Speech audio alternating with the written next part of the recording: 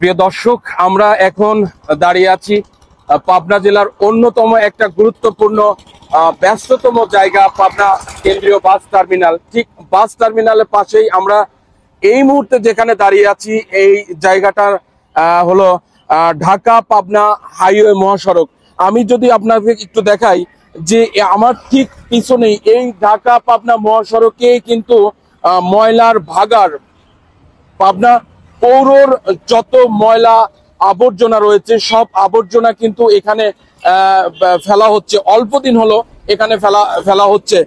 বিশেষ করে পাবনায় একটি গুরুত্বপূর্ণ নদী বয়ে গেছে পাবনা শহরের ঠিক মাঝখান দিয়ে।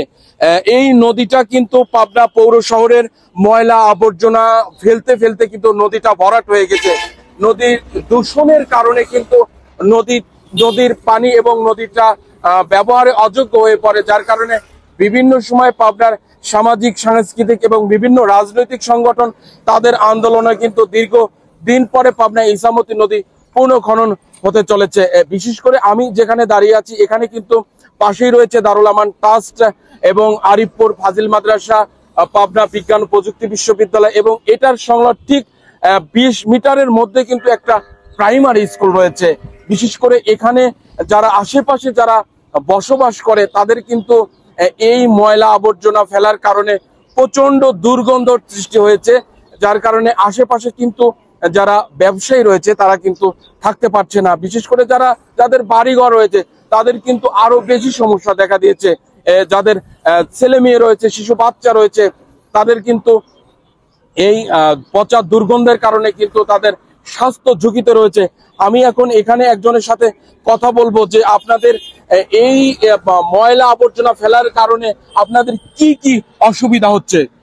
আমাদের অসুবিধা হচ্ছে এই রোডে হাইওয়েতে আপনার ময়লা ফেলানোর এটা জায়গা না, এবং আমাদের ছোট বাচ্চারা অসুখ বিসুখে আপনার মনে করেন পাবনা সদর হসপিটালে অনেক ছেলে মেয়ে বা হসপিটালে ভর্তি হয়েছে। এই গন্ধর কারণে বাড়িতে কেউ থাকতেও পারতেছে না। সর্বোচ্চ অসুবিধার পাশেই প্রাইমারি স্কুল, এখানে মনে করেন দারুল আমান ট্রাস্ট, পাশেই মনে করেন কি মনসুরাবাদ আবাসিক প্রকল্প, এবং পাশেই মনে করেন কি যে প্রযুক্তি বিশ্ববিদ্যালয়।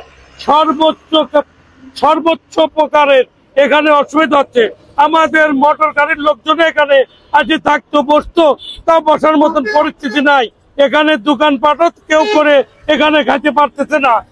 ধন্যবাদ। আমরা যেটা শুনছিলাম একজন ভুক্তভোগীর কথা, এইখানে কিন্তু যে ময়লা আবর্জনা গুলো যেভাবে ফেলানো হচ্ছে যার কারণে কিন্তু পরিবেশ মারাত্মক ঝুঁকির মধ্যে রয়েছে। আশপাশে যারা এইখান দিয়ে যাতায়াত করে কিন্তু নাক চেপে ধরে যাতায়াত করতে হচ্ছে, যার কারণে এলাকার সচেতন মহল যে দাবিটা করেছেন এইখানে কিন্তু ময়লার ভাগাড় ছিল না। যে একটা ঢাকা পাবনা মহাসড়কে এইরকম হাইওয়ে রাস্তার উপর ময়লা সকালবেলায় কিন্তু পৌরসভার ময়লা এই ঠিক রাস্তার উপরে রাস্তা ঘেঁষেই কিন্তু ফেলে যায়, যার কারণে ময়লা কিন্তু বিভিন্ন সময় রাস্তার অনেক দূরে গাড়ির চাকার সাথে কিন্তু যাতায়াত করে থাকে। এইখান থেকে যদি এই ময়লা আবর্জনা যদি স্থানান্তর করা না হয় তাহলে কিন্তু পাবনার এই এলাকার লোকজন, বিশেষ করে যারা কোমলমতি শিক্ষার্থীরা রয়েছে, তারা কিন্তু চরম স্বাস্থ্য ঝুঁকিতে থাকবে।